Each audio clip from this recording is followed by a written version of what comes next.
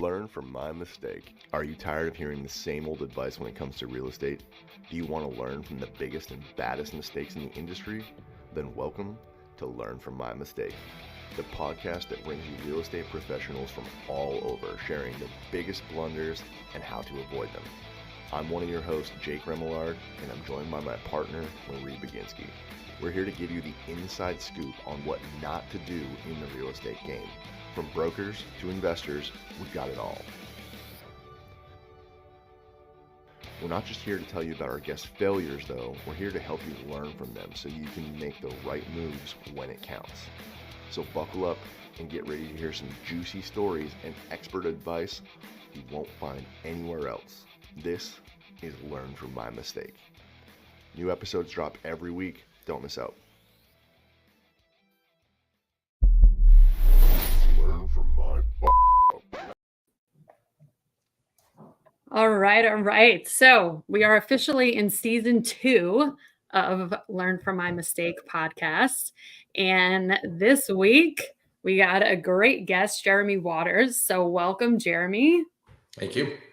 Hello. So for anyone listening, I am one of your hosts, Marie Baginski, with my business partner, Jake Remillard. Hey, and yeah, we are going to kick it off and just, Jeremy, let everyone know a little bit about yourself, because we know that you are like an entrepreneur, business savvy, several businesses, from pest control to residential real estate to an investor. So just tell everybody a little bit about yourself and kind of how you got started.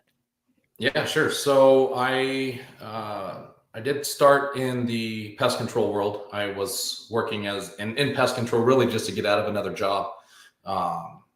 After working for this pest control company for 5 years, being their training manager, I think I guess it's not the natural progression, but for an entrepreneur person, an entrepreneurial mind, the natural progression is that you eventually end up wanting to get your own thing going. And so that's what I did.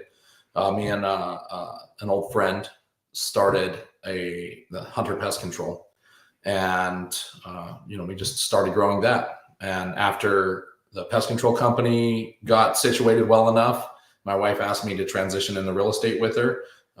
So we got the pest control company self-sufficient. We started doing real estate school, got our real estate licenses in 2017 and 2018, started doing residential retail real estate. And then about 2 years ago, we started doing real estate investing, and just kind of been going ever since.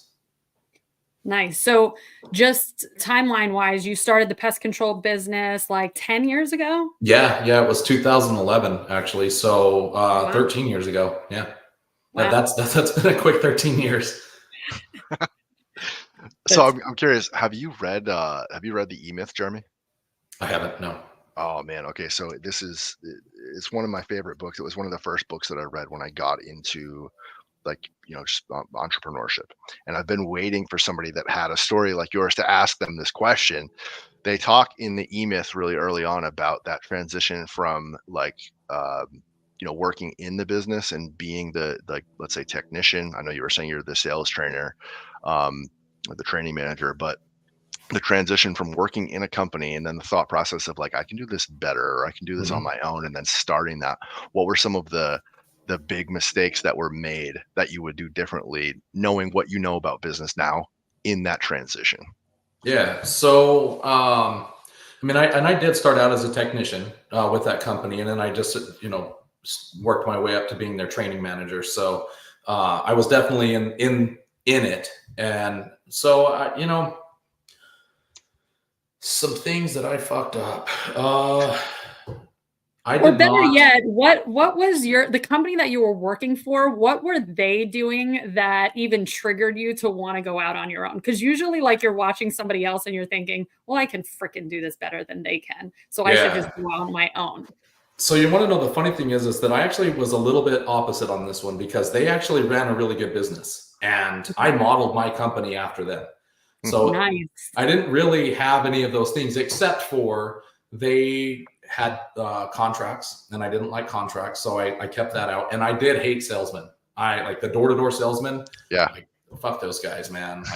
Like who likes those guys really? So I'm like, I'm not doing that. Like, no salesmen, no contracts. And so those are the two major parts that I left out of my company. But for the most part, I kind of modeled my company after theirs because it was a good model, and they're still around, and they're actually a really successful company. So, it was a good company to model after. Nice. Yeah, I like that. You're like, nope, I'm gonna just rip, why reinvent the wheel? They were doing it well. So I just, it was one of those things where you're like, you know what? And I guess the biggest mistake was just assuming that they were charging this much and all of that can go in my pocket. So that was wrong. Not even close to being right. So that was I guess probably my biggest screw up was not understanding the office side of that. And I was definitely that guy that was good at the job, but not good at the business. And so that was really the biggest struggle that I've had in the pest control world, was going from just somebody that knew the job really well to knowing the business. That is two different things. Oh yeah.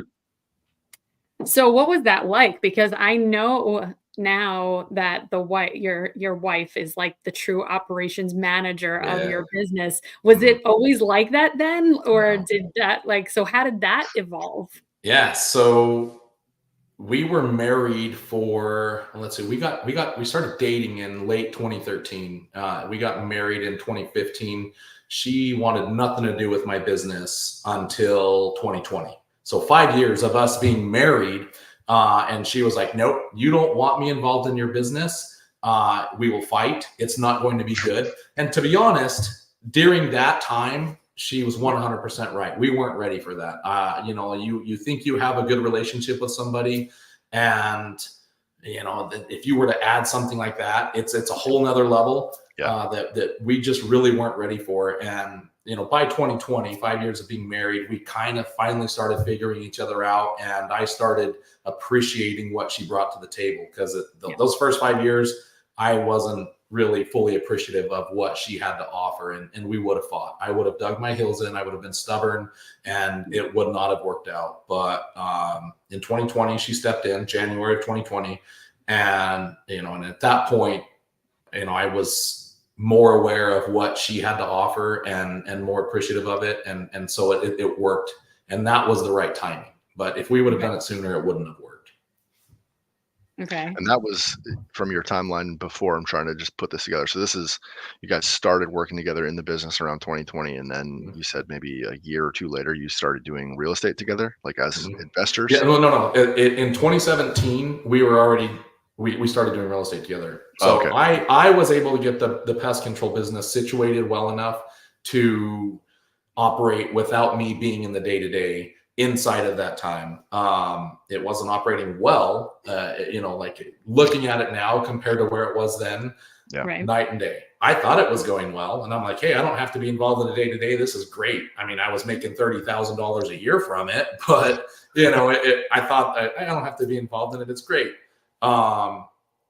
Looking at it now, it was not great. And now, because she's involved and she's got this great business mind, we're going like this instead of Well, I mean, let's just put that into perspective. There are a lot of people out there that would love to own a business that they do not have to be involved in the day-to-day and just make $30,000 a year. Right. Yeah. Like that's still, you are a true business owner at that point, not running out, spraying properties, hopefully not taking calls, not dealing with clients. It's like running smooth at this point, but maybe not as efficiently as it is today. Yeah, it was definitely not efficient by any means. So, I mean, yes, like it was successful. I was able to not be involved. Like I said, we had an office person, we had technicians. It's just, it was a shit show, really. I'm surprised that it continued to function because it was a shit show. But, wait, define that. Like, what's a shit show? There's definitely got to be some mistakes here. So I feel like we're going to get into something juicy now. Sure. So let's see. Well, I mean, Oh, shit. Now you're making me try to remember stuff. I should have like wrote some notes down or something like that. Because It's all good. yeah. Well, I will say, like, when I was in my real estate school, so this is 2017, I was in the class while on my phone texting my office person and texting technicians and Julie Ray's elbowing me and she's like, what are you doing? Pay attention. The instructor's going to yell at you. And I'm like, I got to do this, woman, and, there were things like that. I mean, there were a lot of situations where, technicians were doing stupid shit that they just really didn't know better. And it's because I didn't take the time to really educate them. Mm-hmm. I mean, just there's, if I really dug in, I could find some stuff, but, off the top of my head, it just in general, it was a shit show. As far as specifics, I have a hard time with that. Okay. So what was it like? How did you claw your way out of that? Was it just Julie coming in, or was it? Absolutely. Yeah. Absolutely. I am no structure at all. There was no structure. Part of the shit show was we were going through technicians left and right. Like I couldn't keep a guy to work for me for longer than 3 months. And it's because there was no company culture. The company culture, I guess I'm not saying no, there was bad company culture. Yeah. Nobody wanted to stick around for very long. So there was no culture there, or bad culture. There was no structure. My opinion on the job was that the guys that would take the job were bottom of the barrel guys. And, she stepped in, she created structure, she created culture, and she made it a job that regular guys would want. Guys that we wanted would also want the job. So yeah, like everything that we've done 100% is because of her.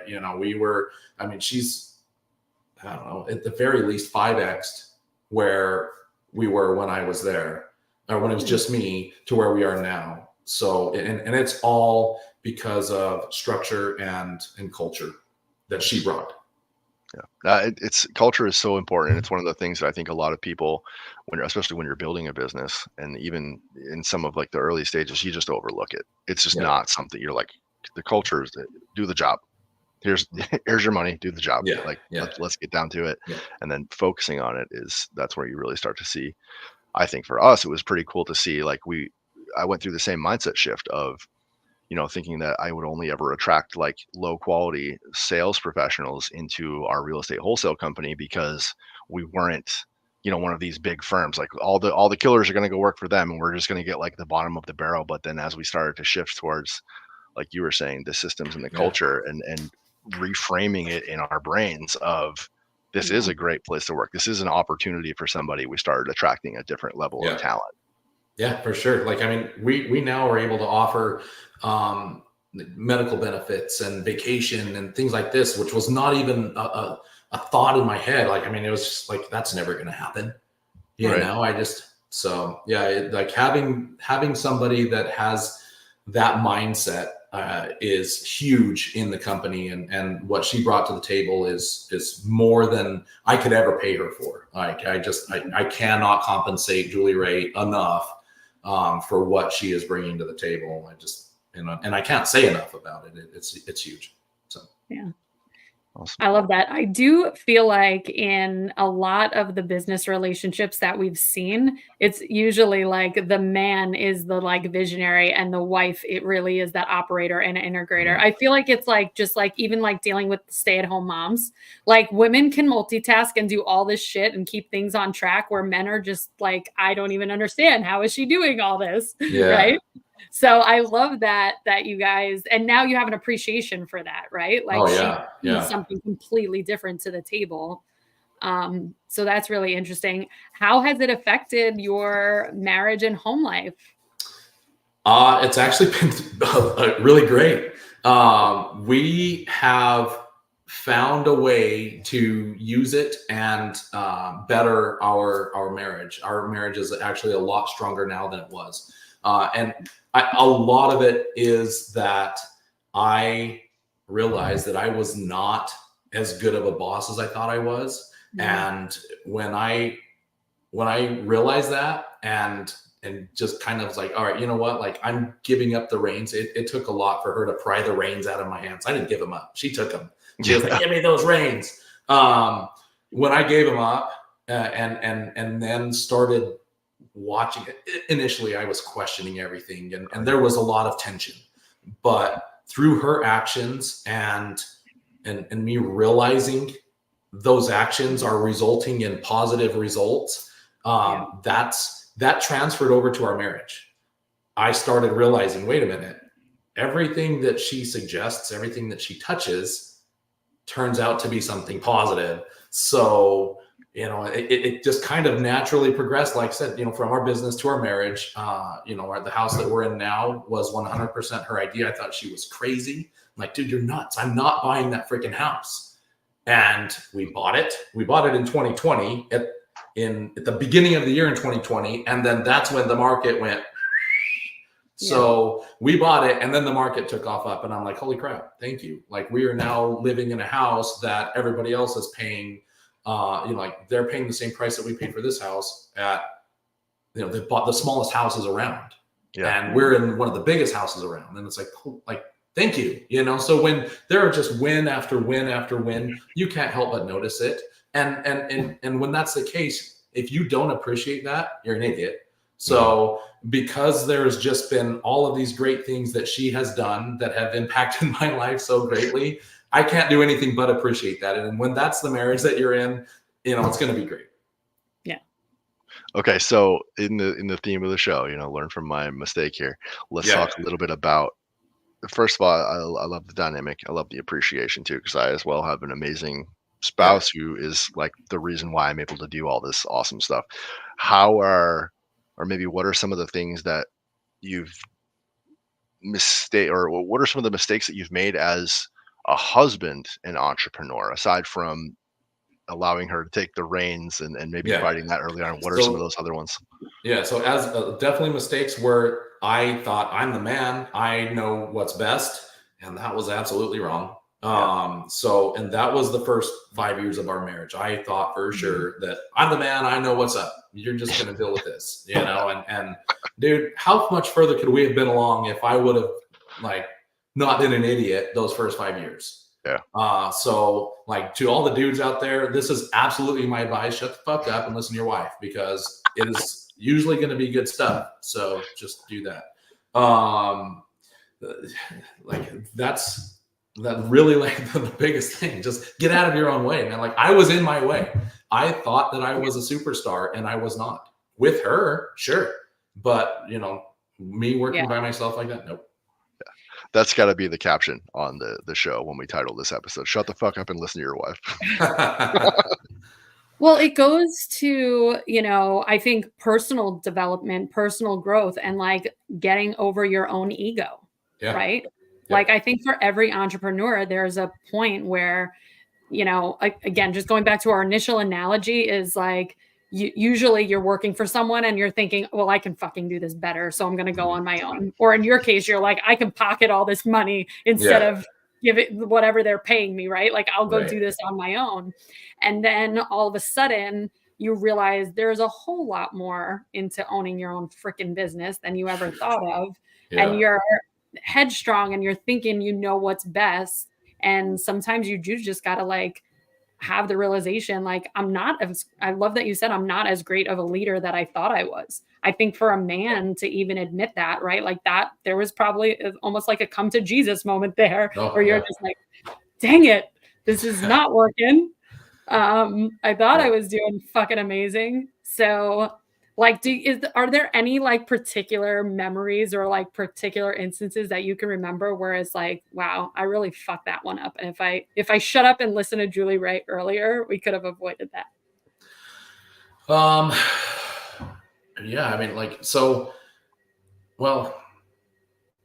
Luckily she's pretty stubborn, and I don't want to fight with her. So instances where she is really sure about herself, she'll dig her heels in and she'll fight me on it. And then I eventually end up caving.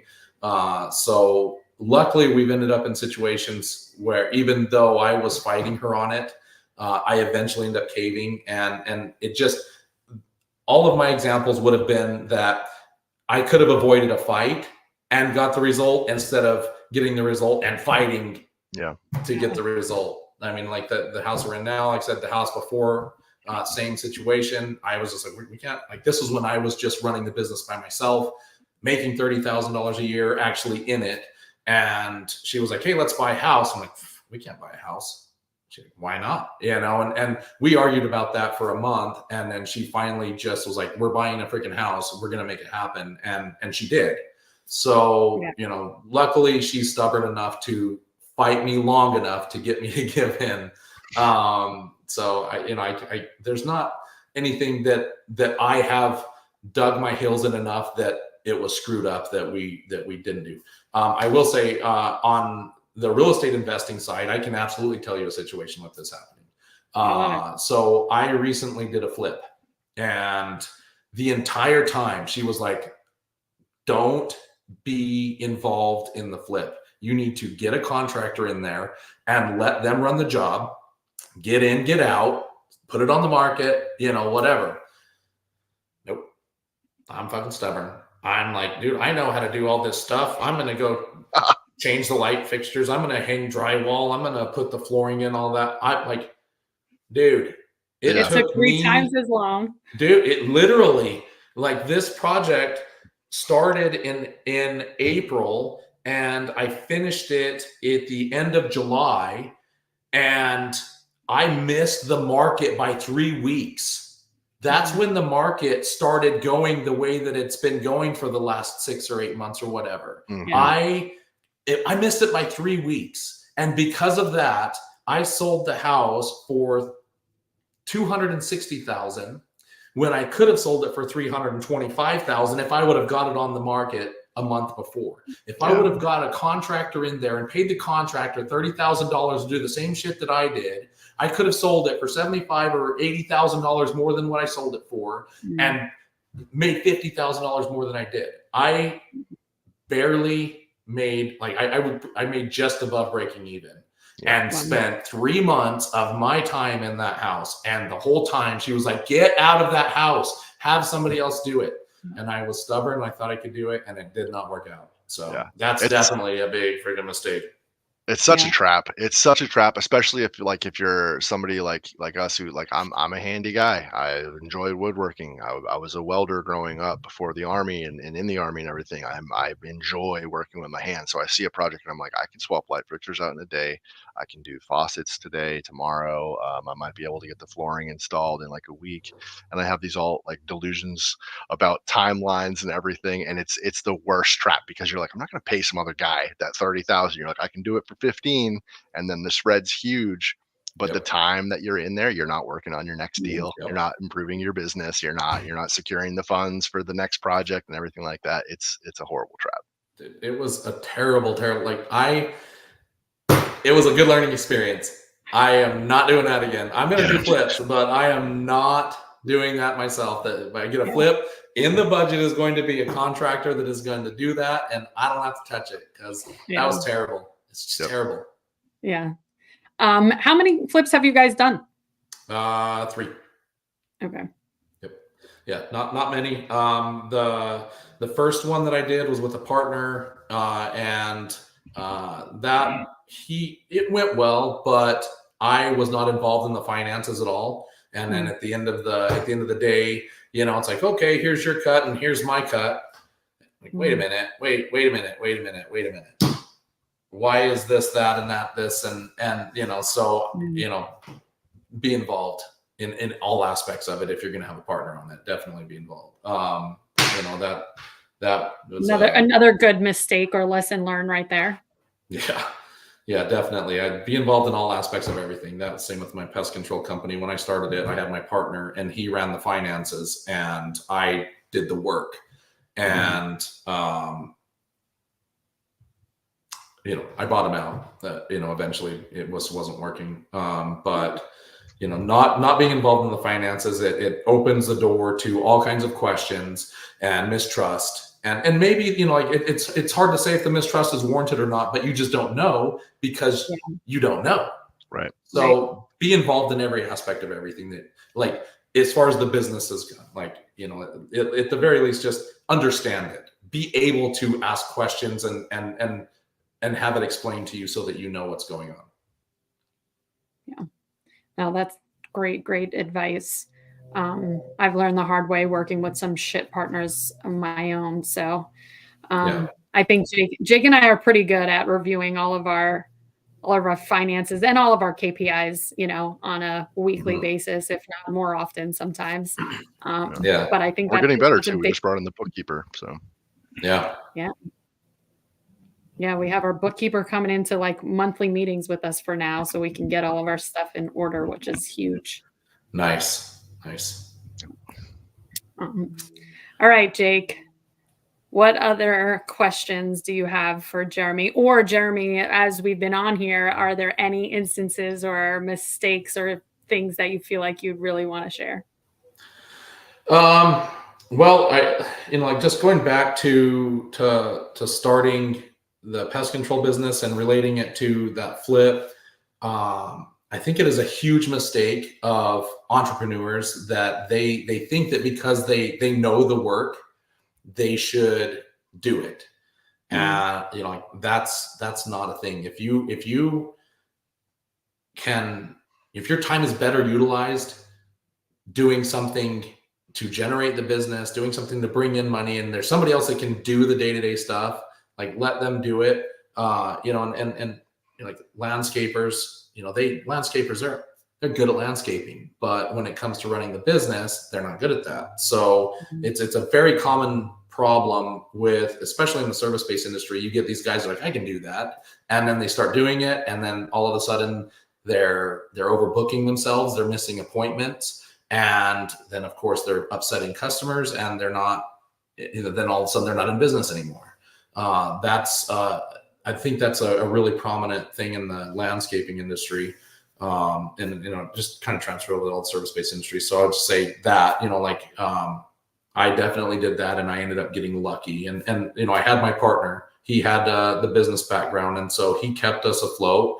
Like I referenced him earlier, and all of that. And not meaning to say that he was doing anything shady or anything. I just didn't know, and it created mistrust that I just didn't know. So, but you have to have somebody that knows business if you're going to start a business, and I did not do that. I didn't know business, so definitely do that. Don't overcommit yourself in time. That is a huge mistake that I've done, and thinking that I have more time in the day than I do. All of a sudden it's 7:00 at night and I still have 6 hours of work to do, and I don't have 6 hours of time to do it. That's, we're entrepreneurs, or we have that mind that we can do anything, and you try to take on anything. You can't. It's not, you just can't do it. Yeah. So, yeah. I relate pace to yourself. that very much. Yeah, it's not feasible, right? When we are trying to balance, like, still having a home life, still having a good relationship, still having time for our kids, still having time for our health and our own sanity, right? Like, whatever that is for you, like, I feel like we still need our own hobbies. Yeah. It can't just be work and work. So yeah, you definitely have to do those things. People see me, like go on a trip or something like that. That is literally my only time off, is when I like go somewhere and I like post it on Facebook that I was fishing or something like that. That's my time off. If I'm not somewhere, I'm working all the time. And like that's where I disconnect. Yeah, you have to be able to do that. Another thing that I've definitely screwed up is, I don't think I've made enough time for my kids. I have jeopardized my relationship with my kids for my career path, or my, this, and you do it in the name of doing it for them. Like, I'm doing this for you, like, you're going to appreciate this someday. No, dude, they want the time. And I, like, it's unfortunate that, that time is gone now. My kids are teenagers, our oldest is 20. And then, we have a 17-year-old and a 14-year-old, so I'm realizing it now, and I'm trying to give my time to my 14-year-old and my 17-year-old. I definitely screwed that up. bad. Yeah. Like I spent way more time on the business than I should have, and I should have paid a lot more attention to them. Yeah. So just thinking real quick, I think to kind of wrap up here, like, what would you say for people that are about to start their own business, whether it be real estate investing or pest service industry, whatever, like, how do they close the gap, right? To like make less mistakes and make sure that they're, 5Xing their business maybe sooner rather than later, right? Yeah. Aside from, marry Julie Ray and let her run your business. 'Cause that's Yeah, not just for everyone. clone Julie Ray. Just get yourself a Julie Ray, and you'll be good to go. It's all done. No, realistically, I did not research shit. I did not. I'm one of those guys who's like, yep, I can do that. Yep, I can do that. Yep, I can do that. And then I started doing it. And I don't mean like research and scare yourself out of it. Like, you definitely have to have action. So action is better than nothing, but like, make sure you know what you're doing. I didn't. I just literally went off half cocked, not even half cocked, like quarter cocked. I just thought it was a great idea and I would do it. And, and that probably is my biggest mistake on everything that I've done, is just doing stuff that I didn't fully understand. And again, I know that, like, especially in the world that we're in, you get a lot of people saying, like, you don't have to fully understand everything. Any action is better than nothing. But at the same time, like, have some understanding of it. Be prepared for what you're getting yourself into, because when you all of a sudden you find yourself in it, and, being, the owner of a company requires, again, 25 hours of a 24-hour day, when you don't understand that, and then it starts happening, you're like, what the fuck just happened? So, like, that's it. Just have some sort of understanding for what you're getting yourself into. Don't let it scare you, but just understand it a little bit. Yeah. I think that's a great way to summarize entrepreneurship for a lot of people. So I think that's kind of like the perfect note to end on. I would just want to say thank you for kind of opening up about some of the familial stuff, the husband-wife dynamic. That's an angle that I think not a lot of our guests are able to, or I don't know if it's willing or able to get into. So I appreciate that. Yeah. And I will say, just, one real quick note, if you can involve your spouse in your business, I think that it is a good thing, especially if you have a good relationship and you have a really good understanding of each other, and you can appreciate what they can bring to the table. I think it's a good thing. And I think that your business will actually do a lot better that way than it will if you're just trying to do it by yourself. Yeah. Awesome. I love that. All right. So as we wrap up here, Jeremy, if anyone is listening to this and either A, wants you to do their pest control, or B, wants to just follow you on social or figure out how to get in touch with you, how do they do that? Okay, sure. So my pest control company is Hunter Pest Control. You can see here, if you see a bright pink pest control truck driving around the Phoenix area, it is very likely mine. So you can go to our website, hunterpestaz.com. Phone number is 480-718-5578. You can call or text that phone number. As far as social media goes, you can just search all of that and find it. And I'm on Facebook and Instagram and all of that as well. Just Jeremy Waters, Arizona Realtor, something like that. I don't remember. You'll find me. I'm out there. It's everywhere. Just pink everything. Pink is my brand, both with real estate and with pest control. So yeah. Was that your decision or Julie Ray's? That's the last thing. That was actually something I did before. So she got on board with it right away. She thought it was great, and it's actually been bigger than I thought it could have been. So nice. Yeah. All right. Well, thank you again for going there. And like Jake said, just really opening up and talking about some of those mistakes that you've made and getting a little personal. I really appreciate it. Yeah, of course. Thank you guys for having me. All right. We're going to end this episode, and we'll see you